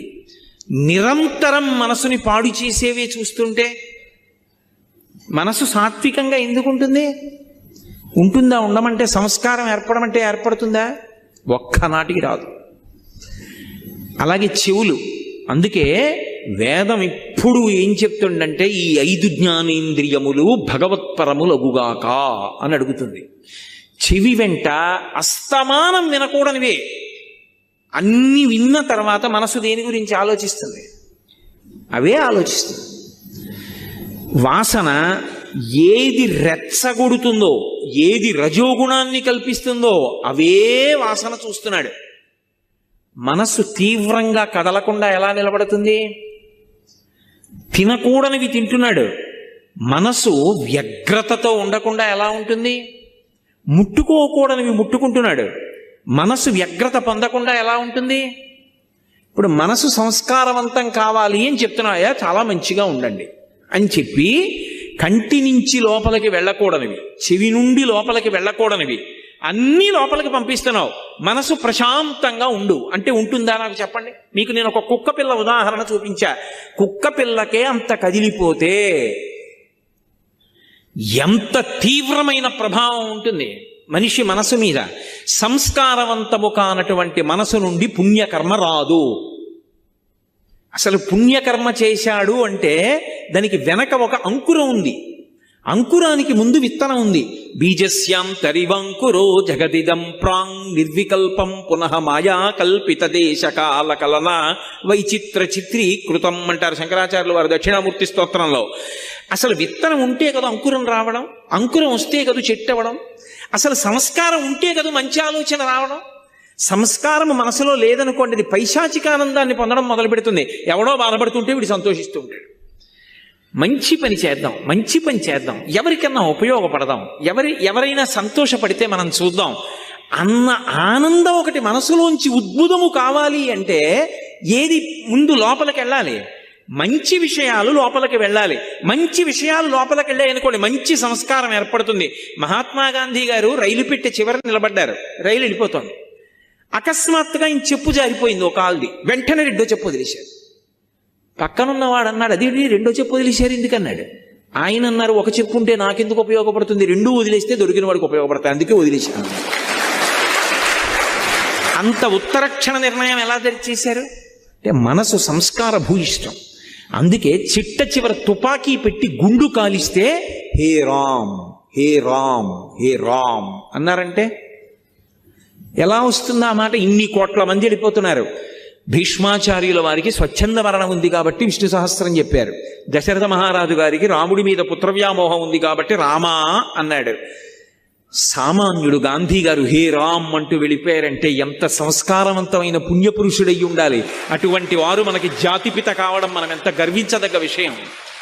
కాబట్టి సంస్కారం అన్నది మనసుని పట్టుకోవాలి అంటే నువ్వు ఏమిచ్చి పెంచుతున్నావు, దీన్ని ఎలా పెంచుతున్నావో మనసుని కూడా లోపల ఏమిచ్చి సంస్కారవంతం చేస్తున్నావు. మీ ఇంటికి వస్తే రామాయణం 6 కాండలు కనపడతాయా? భాగవతం 12 స్కంధాలు ఉంటాయా? భారతం 18 పర్వాలు ఉంటాయా? నువ్వు చదవకపోతే నువ్వు పువ్వేసి నమస్కారం పెడతావా? ఇలా చుట్టూ కళ్ళు తిప్పితే భగవన్మూర్తులు కనపడతాయా? మీ ఇంట్లో మాట్లాడుకునే మాటలు భగవత్ సంబంధమైనవి పెద్దవాళ్ల గురించి ఉంటాయా? నువ్వు ఎప్పుడైనా మంచి విషయాలు చదువుతూ ఉంటావా? అవి చదువుతుంటే సంస్కారవంతమైన మనసు ఏర్పడుతుంది. నేను కూడా పుణ్యకర్మ చెయ్యాలి. పుణ్యకర్మ అంటే ఒకరికి సేవ చెయ్యాలన్న సంతోషం. నిన్ననే చాతుర్మాస్యం పూర్తి చేసి చెన్నై వచ్చినటువంటి కామకోటి పీఠాధిపతులు శంకర విజయేంద్ర సరస్వతి స్వామి వారు సేవ 2 అక్షరాలు చిన్నది కావచ్చు, చేయడానికి పెద్ద మనస్సు ఉండాలన్నారు. ఎందుకని? మీరు చూడండి, లోకంలో నేను వీరికి సేవ చేశానంటాడు. నిజంగా చెయ్యాలని కాదు. ఎందుకో తెలుసా? లోపల ఒక అహంకారం ఒకటి తృప్తి పొందుతూ ఉంటుంది. అది ఉండకూడదు, అది దాటగలగాలి. ఎందుకని? ఆయనకి లేదు, నాకుంది, నేను ఇస్తున్నాను ఆయనకి అన్నాను అనుకోండి, ఇప్పుడు అందులో ఒక చిన్న గర్వం ఒకటి ఉంటుంది. వాడికి లేదు, నాకుంది, నేను ఇస్తున్నాను. ఇవ్వడం వరకు మంచిదే, కానీ నిన్ను నువ్వు గెలుచుకోవడం చిన్న ప్రతిబంధకం వచ్చింది. కాదు, నాకిచ్చిన వాడోడు ఉన్నాడు, వాడు నాకిచ్చాడు, ఓ లేనివాడిని చూపించాడు, నువ్వు తీసుకెళ్ళి అక్కడికి అని ఇప్పించాడు, నాకు పుణ్యం ఇచ్చాడు, నా జీవుణ్ణి కాపాడాడు, వాడికో నమస్కారం. ఇప్పుడు ఆ లేనివాడిగా వచ్చినవాడు ఈశ్వరుడు, నిజంగా వాడు లేనివాడు కాడు, ఈశ్వరుడు అలా వచ్చి నా దగ్గర పుచ్చుకున్నాడు, పుచ్చుకోవడానికి నాకు ఇచ్చాడు. ఇప్పుడు నేను ఈశ్వరుడి చేతి ఉపకరణాన్ని. అందుకే ఈ దేశంలో దానం చేశారనుకోండి, దానం పుచ్చుకున్నవాడు నమస్కారం చేయడు. లోకంలో ఏంటి, ఒకడికి అవసరం ఉంది, ఒకడి దగ్గర అవసరం తీర్చగలిగిన శక్తి ఉంది, ఒకడికి బట్టలు లేవు, ఒకడి దగ్గర బోల్డన్ని పంచెల చాపలు ఉన్నాయి, ఓ పంచెల చాప పట్టుకెళ్ళి ఇచ్చాడు. ఇప్పుడు పుచ్చుకున్నవాడు ఇచ్చినవాడికి నమస్కారం చేయాలా, ఇచ్చినవాడు పుచ్చుకున్నవాడికి నమస్కారం చేయాలా? పుచ్చుకున్నవాడు ఇచ్చినవాడికి చేయడు, ఇచ్చినవాడు పుచ్చుకున్నవాడికి కాళ్ళకి దండం పెడతాడు. ఎందుకని? భాగవతంలో వామనమూర్తి ఘట్టంలో చెప్తారు, విప్రాయ ప్రకటిత వరాయ భవతే విష్ణుస్వరూపాయతే తత్ప్రామాణ్య విధే త్రిపాదస్య ధరణిం దాస్యామి యంచున్ క్రియాక్షిప్రుండై ధనుజేశ్వరుండు వడుగున్ చేసాచి పూజించి బ్రహ్మ ప్రీతం అని ధారబోసే భువనం ఆశ్చర్యము పొందగా. బ్రహ్మప్రీతం అని పరమేశ్వరుడు సంతోషించుగాక. ఆయన రూపంలో వచ్చినవాడు ఈశ్వరుడు, ఇవ్వగలిగినటువంటి ప్రజ్ఞనిచ్చింది ఆయనే. లేకపోతే నేనెక్కడి నుంచి ఇస్తాను? ఇవ్వగలిగానంటే ఆయన అనుగ్రహం. కోటేశ్వరరావు గారు ఉపన్యాసం చెప్పారని పైకి కనపడుతుంది. ఒక విషయం మీద మాట్లాడడానికి కావలసినటువంటి సమాచారం అంతా మెదడులో ఉన్నదాన్ని ఒక క్రమంలో బయటికి వచ్చేటట్టుగా చేసి ఆ మాట్లాడేటప్పుడు తీసినటువంటి ఊపిరిని వాక్కుగా మారుస్తున్నప్పుడు డొక్క నిప్పెట్టి టక్కని పట్టుకుందనుకోండి, ఏం మాట్లాడతాను? అలా పట్టుకోకుండా 2 గంటల పాటు విషయాన్ని ఒక క్రమంలో వాక్యాలుగా మార్చగలిగినటువంటి ప్రజ్ఞనిచ్చి మాట్లాడిస్తున్న వాడొకడు లోపల ఉన్నాడు. వాడు మాట్లాడుతున్నాడు. ఈ మైక ఉపన్యాసం మాట్లాడుతున్నది, నేను మాట్లాడింది ఇది మాట్లాడుతోంది. ఇది నా ముందు ఎలా ఉంటుందో వాడి ముందు నేను అలా ఉన్నాను. అది పోతన గారు. అందుకే పలికిది భాగవతమట, పలికించు విభుండు రామభద్రుండట, నే పలికిన భవహరమగునట, పలికెద వేరొండుగాధ పలుకగనేలా. నేనా పలుకుతున్నది, రామచంద్రమూర్తి నా చేత పలికిస్తున్నారన్నారు మహానుభావుడు. ఇది సనాతన ధర్మంలో సేవ. మీరందుకే ఎప్పుడైనా ఒక విషయం గమనించండి, సేవ అన్నది మొదట ఎవరి దగ్గర ప్రారంభం అవుతుందంటే భగవంతుడి దగ్గరే ప్రారంభం అవుతుంది. ఆయన చెయ్యనిది మనం చేసేది ఉండదు. సేవ ఎక్కడ మొదలు? భగవంతుడి దగ్గరే మొదలు. మీరు భాగవతం చదవండి. భాగవతంలో కృష్ణలీలలు అని ఉంటాయి. కృష్ణలీలలన్నీ ఏమిటి? కృష్ణలీలలన్నీ సేవయే. ఆయన కాళీయుడి పడగల మీదకెక్కి తాండవం చేశాడు. ఇప్పటికీ వెంకటేశ్వర స్వామి వారికి సుప్రభాతం చేస్తే మనం అందులో ఇప్పటికీ చెప్పట్లేదు, శ్రీ వెంకటాద్రిశిఖరే శిరసశ్రుతీనాం అంటూ, స్వామి నువ్వు ఆ కాళీయుడి పడగల మీద పాదాలు పెట్టావు, వెంకటాచల పర్వతాల మీద వెంకటాచలం శిఖరం మీద పాదాలు పెట్టావు అంటాం. ఆయన పాము మీద ఎక్కి నాట్యం చేయడం ఏమిటండి? లోకంలో ఎవడైనా చేస్తాడా? పాము పడగల మీద 101 పడగల మీదకి ఎక్కి నాట్యం చేయడం ఏమిటి? అది కూడా మామూలుగానా? ఏదో భయపడుతూ పడగల మీద కాళ్ళు పెట్టలేదు. వెస దామోదరు పాదఘాతనగతుల్ వేవేల చందంబులన్ ప్రసమాటోపముచూపబాపణ భృచ్చటామండలం వసహంబై పగిలెన్ మణుల్ చెదరగా నాస్యంబులన్ సోణితం బెసగన్ దంష్టలు నుగ్గుగాగ గరళ వహ్నిజ్వాలికల్ వెల్వడన్ యమునా వీచి మృదంగ వజ్జములు మ్రోయం తీర గోపౌఘర్ష మనోజ్ఞ ధనితంబు గేయముగ జంచత్కాళి తవ్యాళి రంగ తరంగ తలంబునన్ పటుగతిన్ కంజక్షు నిర్మర్దనక్షము హృద్యద్భుత భీమమై పరగ దివ్య శ్రేణి చూచన్ దివిన్ అన్నారు. 101 పడగలు ఎక్కి తొక్కుతూ దాని తోక పట్టుకుంటే ఒక పడగ కిందకెడితే ఇంకో పడగ మీదకి ఎక్కాడు. మణులు బయటికి వచ్చేసాయి, ముఖాలు బద్దలైపోయి నెత్తురు కారిపోయి. ఎట్టి తపంబు చేసెనుకో, ఎట్టి సుకర్మములు ఆచరించెనో ఈ యహి పూర్వభవంబునందు మున్నిట్టి మహాత్ములకునైన చూడకరాని ఈ మహనీయ పాదముల్. స్వామి, మహాత్ములు చూడలేదు ఆ పాదాల్ని. శూరులు తొల్లియే విభుని శోభిత పాదనక ప్రభావళించేరి భవంధకారముల చిక్కక వందురు వట్టి దేవునిన్ వైరముతోడనైన గెలువన్ నను పంపి శుభంబు చేసి నిష్కారణమైన ప్రేమ ఇది కంసుని పోడు చకుండు కల్గునే అంటాడు అక్రూరుడు. కాలి గోటి కాంతి దొరకదొరాయింది. ఆయన్ని చూడగలిగావు. కాళీయుడా, నువ్వు ఎంత అదృష్టవంతుడివి. 101 పడగల మీద నాట్యం చేశాడు. ఎవరి కోసం? ఆయనకి సరదా పుట్టి నాట్యం చేయలేదు. కాళీయుడు కాళింది మడుగులో ఉన్న కారణం చేత ఆ నీళ్లు తాగితే ఆవులు దూడలు చచ్చిపోతున్నాయి. తెలియక తాగిన గోపాలబాలురు మరణించారు. వాళ్ళని బ్రతికించాడు. కాళీయుడు అక్కడ ఉండకుండా వెళ్ళిపోవాలి అంటే పడగల మీద తాండవం చేశాడు. పరమ సంతోషంగా, పరమ ఆనందంగా నవ్వుతూ. ఎవరి కోసం అది? ఆయన కోసం కాదు, గోపాలబాలుర కోసం, నోరు లేని ఆవుల కోసం, నోరు లేని దూడల కోసం. కోరికలు తీరాలంటే వాళ్ళు కల్పవృక్షం దగ్గరికి ఎడతారు. కల్పవృక్షానికి చెప్తారు, అది చిగురు వేసి పువ్వు పూసి కాయ కాసి పండయి ఇస్తుంది. దరిద్రేభ్యో భద్రాం శ్రియమనిశమహ్నాయదతౌ. ఈ లోకంలో ఉన్న వాళ్ళకి ఆ బెంగ లేదు. అమ్మా అనొక్కసారి పిలిచి నమస్కారం చేస్తే చాలు, వెంటనే నేనున్నాను రా బిడ్డా అని అమ్మవారు కాపాడుతుంది. మీకు నేను ఒక మాట చెప్తే మీరు ఆశ్చర్యపోతారు. ఈ శ్లోకం ఎంత శక్తివంతమో తెలుసా? మీరు తప్పించుకోలేనంత పెద్ద ఉపద్రవం వెంట తరిమేస్తుంటే వెనకాతల ఏం చెయ్యాలో తెలియనప్పుడు ఈ శ్లోకం జరిగితే చాలా రక్షిస్తుంది అమ్మవారు. అంత శక్తివంతం. చండీపరదేవత అనుగ్రహం అంటే అలా ఉంటుంది. అందుకే చండీ చరణవు అని చండీపరదేవతని స్తోత్రం చేశారు శంకరాచార్యులు వారి ఈ శ్లోకంలో. అటువంటి అమ్మవారి పాదాలు పట్టుకుంటే సంస్కారవంతం చేస్తుంది మనస్సు. ఇక్కడ మీరు నన్ను ఒక ప్రశ్న అడగచ్చు, ఏమండి ఒకవేళ అసలు కోర్కెల మీద వ్యామోహం పోక అసలు వ్యామోహం అనేటటువంటిది పోతే కదండి ధర్మబద్ధం చేసుకుందామన్న కోరిక. ఆయన అలా చెప్తాడు కానండి, ఏడాదికి ఒకసారి వచ్చి ఇవన్నీ అనుభవించడంలో ఎంత సంతోషంగా ఉంటుంది. ఏమిటి ధర్మచట్రం అని పట్టు కూర్చుంటే ఎక్కడ తీరుతాయండి? చేసే పుణ్యం చేస్తున్నాం కదా, ఇవి నడుస్తాయి అని అంటావేమో. అందుకే అలా నన్ను నేను నిగ్రహించుకోలేకపోతే, ఒకవేళ ధార్మికమైన జీవనం నేను చెయ్యలేకపోతే ఎవరితో చెప్పుకోవాలో తెలుసా విషయం? అమ్మవారితోటే చెప్పుకోవాలి. అమ్మవారితో నేను అన్నప్పుడు దాని అర్థం ఏమిటంటే అమ్మవారు అయ్యవారు అని కాదు, పరమేశ్వరుడితో చెప్పుకోవాలి అని. దానికి శరణాగతి అని పేరు. శరణాగతి అన్న మాటకు అర్థం ఏమిటో తెలుసా? మీ బలహీనతని భగవంతుడి దగ్గర చెప్పడం. అందుకే మీరు ఎప్పుడైనా శరణాగతి చదవండి. రుక్మిణీదేవి శరణాగతి, తన బలహీనత చెప్తుంది. గజేంద్ర మోక్షణం శరణాగతి, తన బలహీనత చెప్తాడు. ఈశ్వర, మీరు నాకు మనస్సు ఇచ్చారు, ఇంద్రియాలు ఇచ్చారు, బలం ఇచ్చారు, బుద్ధినిచ్చారు, శాస్త్రం ఇచ్చారు, గురువునిచ్చారు, ధర్మచక్రం దాటి పనులు చెయ్యొద్దన్నారు. కానీ నా మనసు వెంపర్లాడిపోతోంది అక్కర్లేని కోరికలు తీర్చుకోమని. ఈశ్వర, నన్ను నేను నిగ్రహించుకోలేకపోతున్నాను, నా మనసును నేను వశం చేసుకోలేకపోతున్నాను, నేను దానికి లొంగిపోతున్నాను, తప్పులు చేస్తున్నాను, మీరే నన్ను ధర్మంలో నిలబడేటట్టు చెయ్యండి, ఇక నన్ను నేను నిగ్రహించుకోలేకపోతున్నాను అని ఉన్న మాట ఉన్నట్టు ఈశ్వరుడి దగ్గర చెప్పాలి.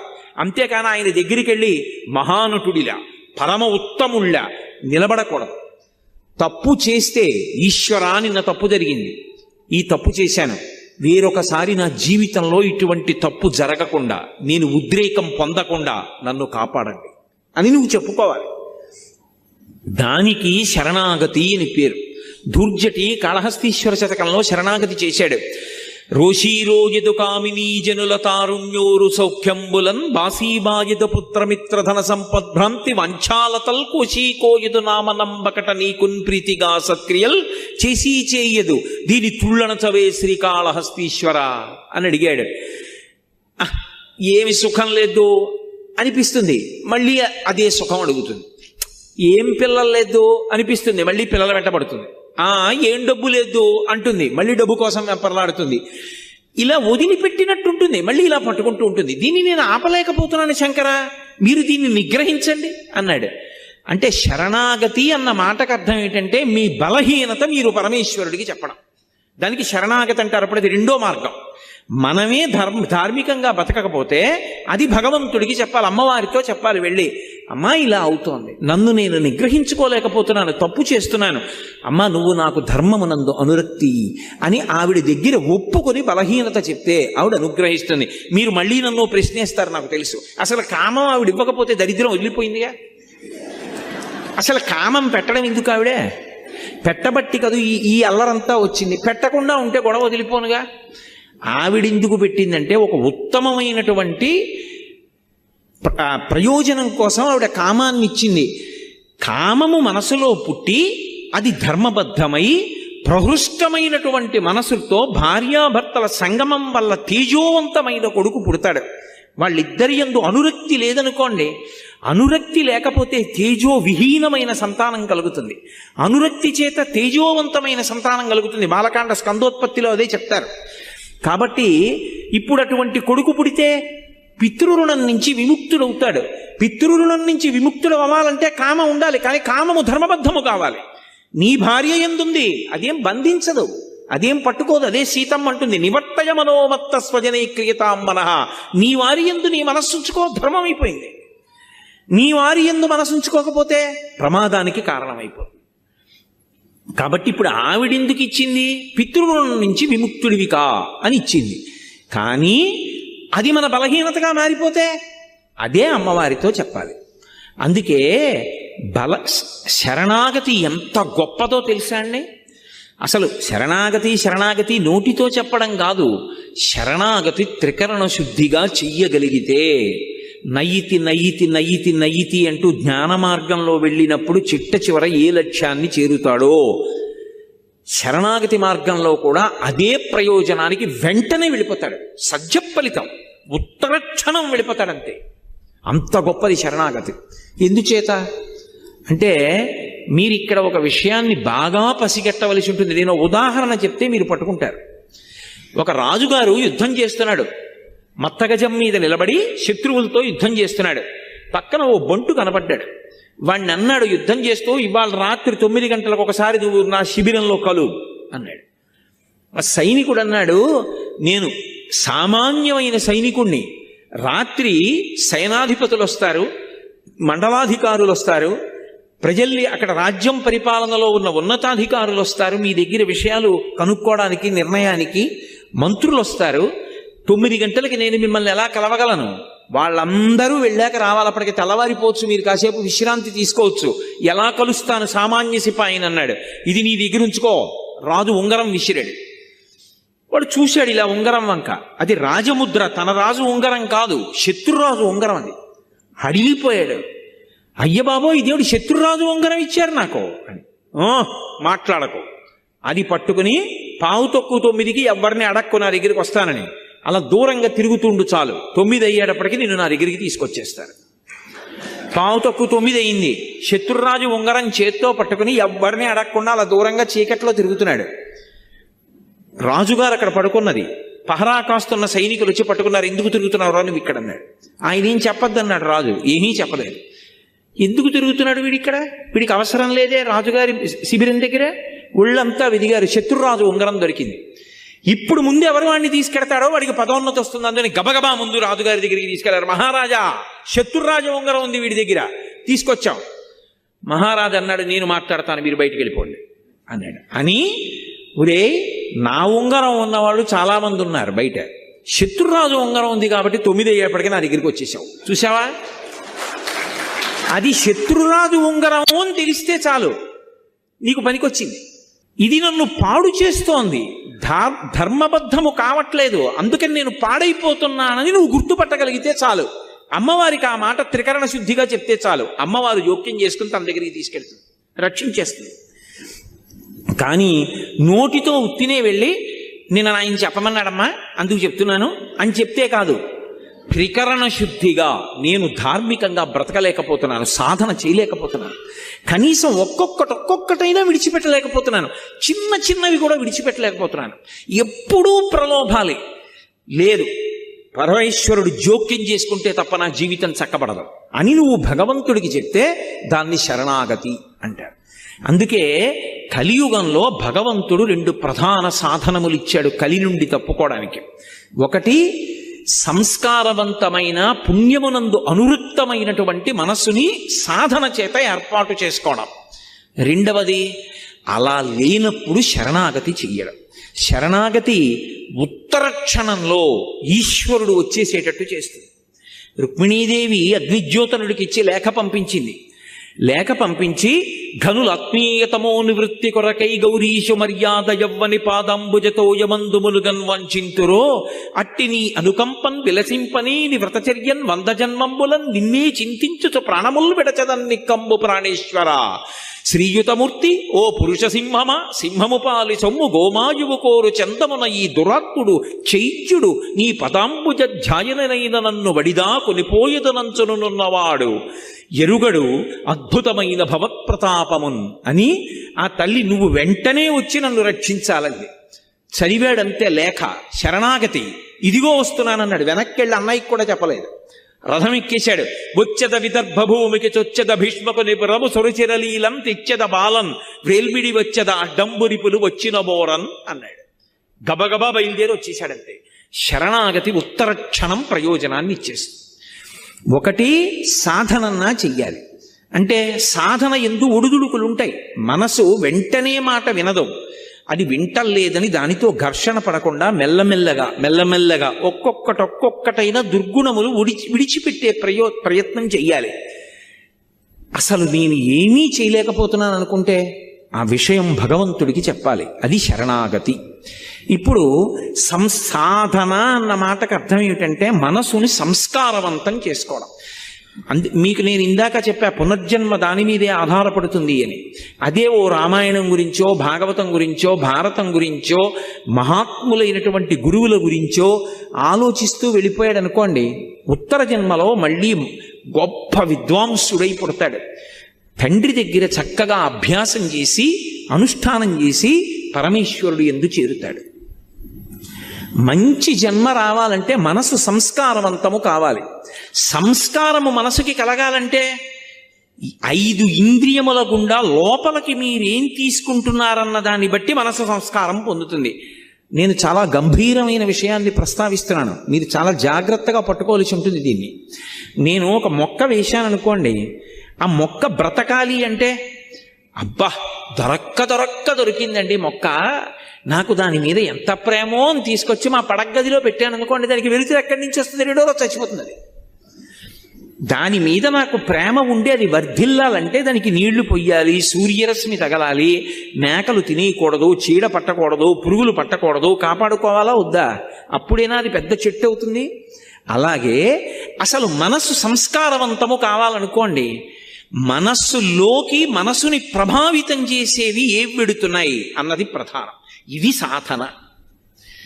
నీకిచ్చిన జ్ఞానేంద్రియములు 5 గుండా లోపలికి వెడుతూ ఉంటాయి విషయములు, అవి ప్రభావితం చేస్తాయి మనసుని. నేను కంటితో ఏది చూస్తున్నానో మనసు దాన్ని పట్టుకుంటుంది. అందుకే ధ్యానంలో దీపం వంక చూడండి అంటారు. దేన్ని పట్టుకోవడమైనా కష్టమేమో కానీ దీపం వంక అలా చూశాననుకోండి, ఒక్క క్షణం దీప శిఖ ఇలా వెలుగుతూ ఉంటుంది. కళ్ళు మూసుకున్నాను అనుకోండి, కళ్ళ ముందు కదులుతూ దీప శిఖ కనపడుతుంది. నేను ఏది చూస్తున్నానో అది నా మనసుని ప్రభావితం చేస్తుంది. నేను మీకు ఒక ఉదాహరణ చెప్తాను. నేను అలా నడిచి వెళ్ళిపోతున్నాను, ఒక వ్యక్తి తీవ్రమైన వేగంతో కారులో వెళ్ళిపోతున్నాడు. ఓ కుక్క పిల్ల పరిగెట్టింది. ఆ కుక్క పిల్ల అలా పరిగెత్తింది, నేను వెనక్కున్నాను. కుక్క పిల్ల కారు కింద పడిపోయిందేమో, ఒక్క క్షణంలో నేను నిత్తుటి ముద్ద చూస్తానేమో. ఇప్పుడు నా మనసు స్వస్థతగా ప్రశాంతంగా ఉంటుందా? ఏదో ఒకటి కనపడే వరకు ఉద్విగ్నతకి లోనైపోతుంది. అబ్బా ఏమవుతుందో, అంత వేగంగా వెళ్ళిపోయాడు అని. అలా వెళ్ళిపోయిన తర్వాత కుక్క పిల్ల అలా భయంతో ఉండిపోయి కారు చక్రాలు అలా వెళ్ళిపోయి బతికిపోయి కుయ్యి కుయ్యి కుయ్యి కుయ్యి అందనుకోండి, అమ్మా బతికిందిరా బాబు, ఇది చచ్చిపోవడం చూస్తే నిజంగా ఇవాళ నా మనసు వికలమైపోయి ఉండేది అనుకుని, ఈ దిక్కుమాలిన కుక్కపిల్ల ఇలాగే తిరుగుతుందో ఏమిటో అని గబుక్కుని పట్టుకుని తీసుకెళ్ళి మళ్ళీ ఎక్కడో పెట్టేసి మీరు వెళ్ళిపోతారా? వెళ్ళిపోరా? అయినా మీ మనసు మీద అది ఒక 10 నిమిషాలు ప్రభావం చూపిస్తుంది. అది ఏమైనా అయిపోయి ఉండుంటే అని. ఒక విషయాన్ని మీరు చూస్తే మీ మనసు తీవ్రంగా కదిలింది, నిరంతరం మనసుని పాడు చేసేవే చూస్తుంటే మనసు సాత్వికంగా ఎందుకు ఉంటుంది? ఉంటుందా? ఉండమంటే సంస్కారం ఏర్పడమంటే ఏర్పడుతుందా? ఒక్కనాటికి రాదు. అలాగే చెవులు. అందుకే వేదం ఇప్పుడు ఏం చెప్తుండంటే ఈ 5 జ్ఞానేంద్రియములు భగవత్పరములగుగాక అని అడుగుతుంది. చెవి వెంట అస్తమానం వినకూడనివే. అన్ని విన్న తర్వాత మనసు దేని గురించి ఆలోచిస్తుంది? అవే ఆలోచిస్తుంది. వాసన ఏది రెచ్చగొడుతుందో, ఏది రజోగుణాన్ని కల్పిస్తుందో అవే వాసన చూస్తున్నాడు. మనస్సు తీవ్రంగా కదలకుండా ఎలా నిలబడుతుంది? తినకూడనివి తింటున్నాడు. మనసు వ్యగ్రతతో ఉండకుండా ఎలా ఉంటుంది? ముట్టుకోకూడనివి ముట్టుకుంటున్నాడు. మనసు వ్యగ్రత పొందకుండా ఎలా ఉంటుంది? ఇప్పుడు మనసు సంస్కారవంతం కావాలి అని చెప్తున్నాయా, చాలా మంచిగా ఉండండి అని చెప్పి కంటి నుంచి లోపలికి వెళ్ళకూడనివి, చెవి నుండి లోపలికి వెళ్ళకూడనివి అన్నీ లోపలికి పంపిస్తున్నావు. మనసు ప్రశాంతంగా ఉండు అంటే ఉంటుందా? నాకు చెప్పండి. మీకు నేను ఒక కుక్క పిల్ల ఉదాహరణ చూపించా. కుక్క పిల్లకే అంత కదిలిపోతే ఎంత తీవ్రమైన ప్రభావం ఉంటుంది మనిషి మనసు మీద. సంస్కారవంతము కానటువంటి మనసు నుండి పుణ్యకర్మ రాదు. అసలు పుణ్యకర్మ చేశాడు అంటే దానికి వెనక ఒక అంకురం ఉంది. అంకురానికి ముందు విత్తనం ఉంది. బీజస్యాం తరివంకురో జగదిదం ప్రాంగ్ నిర్వికల్పం పునః మాయా కల్పిత దేశ కాల కలన వైచిత్ర చిత్రీకృతం అంటారు శంకరాచార్యులు వారు దక్షిణామూర్తి స్తోత్రంలో. అసలు విత్తనం ఉంటే కదా అంకురం రావడం, అంకురం వస్తే కదా చెట్టు అవ్వడం, అసలు సంస్కారం ఉంటే కదా మంచి ఆలోచన రావడం.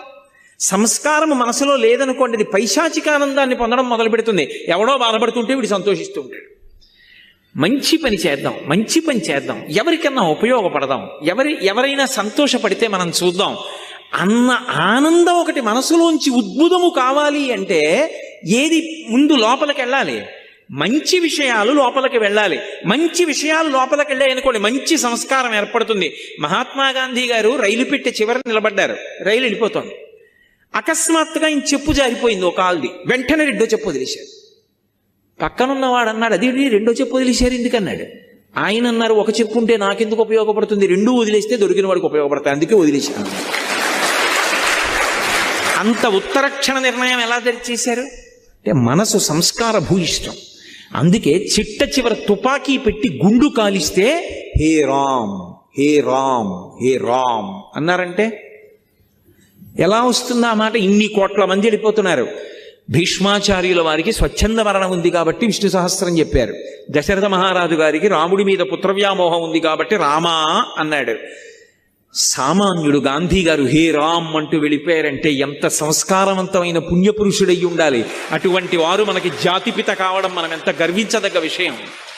కాబట్టి సంస్కారం అన్నది మనసుని పట్టుకోవాలి అంటే నువ్వు ఏమిచ్చి పెంచుతున్నావు, దీన్ని ఎలా పెంచుతున్నావో మనసుని కూడా లోపల ఏమిచ్చి సంస్కారవంతం చేస్తున్నావు. మీ ఇంటికి వస్తే రామాయణం 6 కాండలు కనపడతాయా? భాగవతం 12 స్కంధాలు ఉంటాయా? భారతం 18 పర్వాలు ఉంటాయా? నువ్వు చదవకపోతే పోను పువ్వు వేసి నమస్కారం పెడతావా? ఇలా చుట్టూ కళ్ళు తిప్పితే భగవన్మూర్తులు కనపడతాయా? మీ ఇంట్లో మాట్లాడుకునే మాటలు భగవత్ సంబంధమైనవి పెద్దవాళ్ల గురించి ఉంటాయా? నువ్వు ఎప్పుడైనా మంచి విషయాలు చదువుతూ ఉంటావా? అవి చదువుతుంటే సంస్కారవంతమైన మనసు ఏర్పడుతుంది.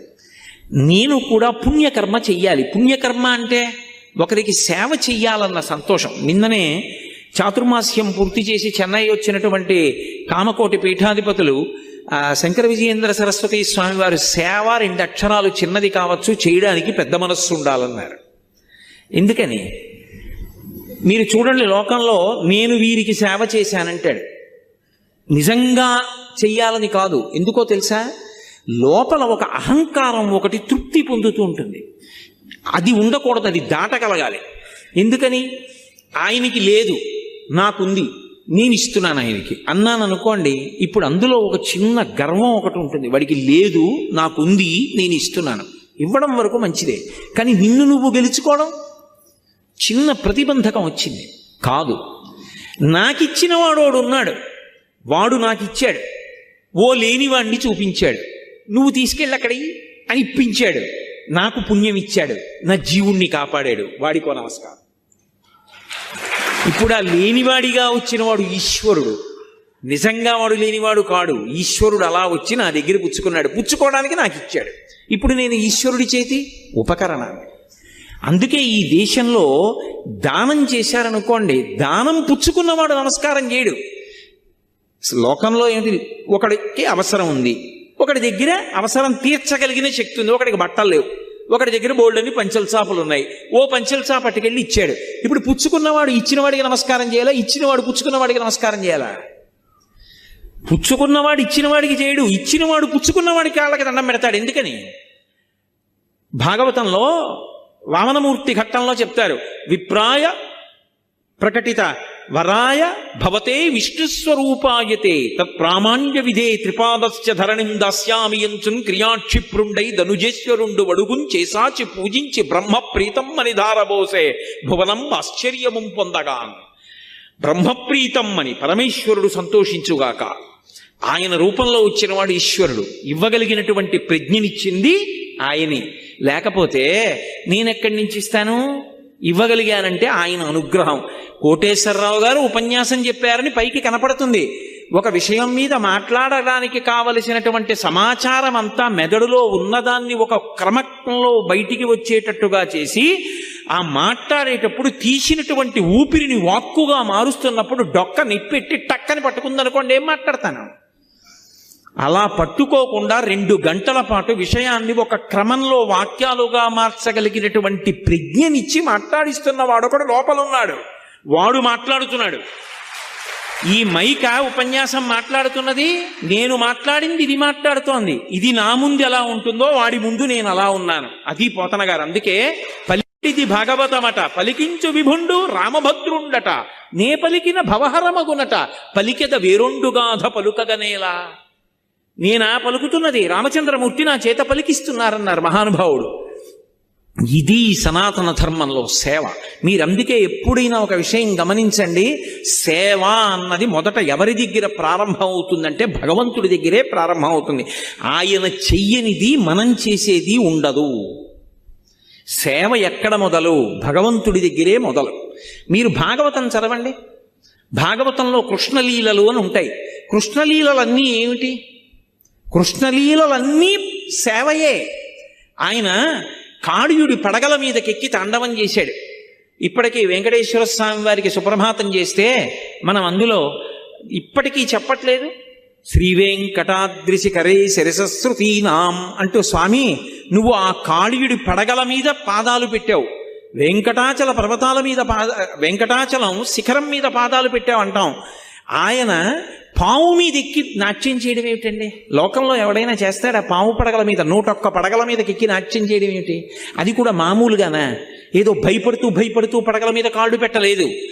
వెస దామోదరు పాదఘాతనగతుల్ వేవేల చందంబులన్ ప్రసభాటోపముచూపబాపణ భృచ్చటామండలం వసహం వై పగిలెన్ మణుల్ చెదరగా నాస్యంబులన్ సోణితం బెసగన్ దంష్టలు నుగ్గుగాగ గరళవహ్ని జ్వాలికల్ వెల్వడన్ యమునా వీచి మృదంగ వజ్జములు మ్రోయం తీర గోపౌఘర్ష మనోజ్ఞ ధనితంబు గేయముగ జంచత్కాళి తవ్యాళి రంగ తరంగ తలంబునన్ పటుగతిన్ కంజక్షు నిర్మర్దనక్షము హృద్యద్భుత భీమమై పరగ దివ్య శ్రేణి చూచన్ దివిన్ అన్నారు. 101 పడగలు ఎక్కి తొక్కుతూ దాని తోక పట్టుకుంటే ఒక పడగ కిందకెడితే ఇంకో పడగ మీదకి ఎక్కాడు. మణులు బయటికి వచ్చేసాయి, ముఖాలు బద్దలైపోయి నెత్తురు కారిపోయి.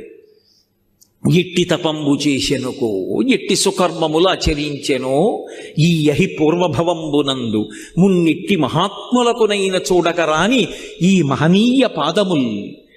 స్వామి మహాత్ములు చూడలేదు ఆ పాదాల్ని.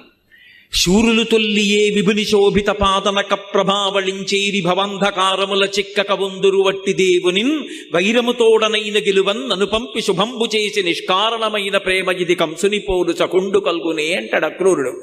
కాలి గోటి కాంతి దొరకదొరాయింది, ఆయన్ని చూడగలిగావు. కాళీయుడా నువ్వు ఎంత అదృష్టవంతుడివి, 101 పడగల మీద నాట్యం చేశాడు. ఎవరి కోసం? ఆయనకి సరదా పుట్టి నాట్యం చేయలేదు. కాళీయుడు కాళింది మడుగులో ఉన్న కారణం చేత ఆ నీళ్లు తాగితే ఆవులు దూడలు చచ్చిపోతున్నాయి. తెలియక తాగిన గోపాలబాలురు మరణించారు, వాళ్ళని బ్రతికించాడు. కాళీయుడు అక్కడ ఉండకుండా వెళ్ళిపోవాలి అంటే పడగల మీద తాండవం చేశాడు. పరమ సంతోషంగా, పరమ ఆనందంగా నవ్వుతూ. ఎవరి కోసం అది? ఆయన కోసం కాదు, గోపాలబాలుర కోసం, నోరు లేని ఆవుల కోసం, నోరు లేని దూడల కోసం.